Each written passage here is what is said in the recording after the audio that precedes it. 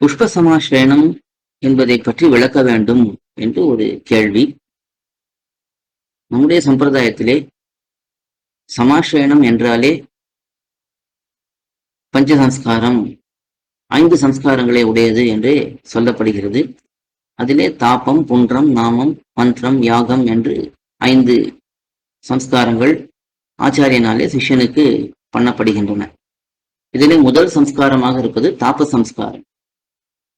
திருவிலட்சணை என்று சொல்லக்கூடிய சங்கம், சக்கரம், இந்த திருக்கோள்கள், அதை சூடு பண்ணி சிஷ்யனுடைய வலது தோளிலே சக்கரத்தையும் இடது தோளிலே சங்கத்தையும் ஆச்சாரியனானவர் பதிப்பார்.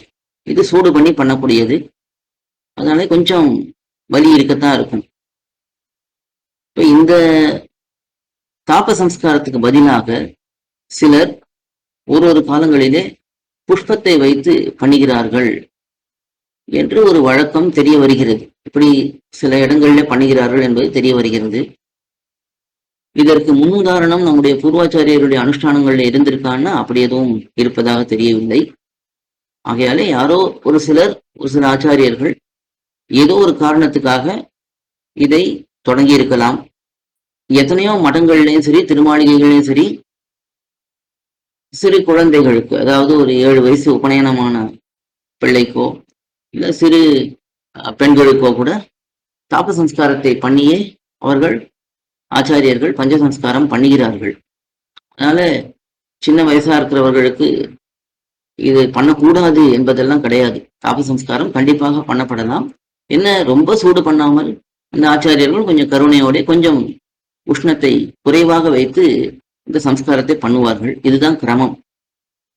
இதுல என்ன ஒரு முக்கியமான விசாரம் வருதுன்னா, பெண்களுக்கு கல்யாணம் ஆன பிறகுதான் பஞ்சசம்ஸ்காரம் என்று ஒரு பொதுவான கருத்து நிலவுகிறது. அதிலேயும் பல மடங்களிலேயும் திருமாளிகைகளிலேயும் பெண்களுக்கு கல்யாணத்துக்கு முன்பே சமாஸ்ரயணம் பண்ணுகிறார்கள் ஆச்சாரியர்கள். இதுல ஒன்றும் குறையில்லை. அப்படி அவர்களுக்கு சிறு குழந்தைகளாக இருக்கும் பொழுது கூட இந்த தாப சம்ஸ்காரத்தை பண்ணுவதனால ஒன்றும் குறையில்லை. முன்பே சொன்னதை போல கொஞ்சம் உஷ்ணம் குறைவாக பண்ணலாம். இதுதான் கிரமம். இதுல சில ஆபத்தும் கேள்விப்பட்டிருக்கேன். ஒரு சில இடங்களிலே புஷ்ப சமாஸ்ரயணம் தவிர்க்க முடியாத சூழ்நிலை பண்ணிட்டு பிற்பாடு அதுவே போதும் என்று சிலர் சொல்லுகிறார்கள் என்றும் கேள்விப்படுகிறோம். ஆனால் பஞ்சசம்ஸ்காரம் என்று வந்தால் இந்த கிரமத்தின்படிதான் பண்ண வேண்டும், தாப சம்ஸ்காரத்தோடு தான் பண்ண வேண்டும் என்பது காட்டப்படுகிறது.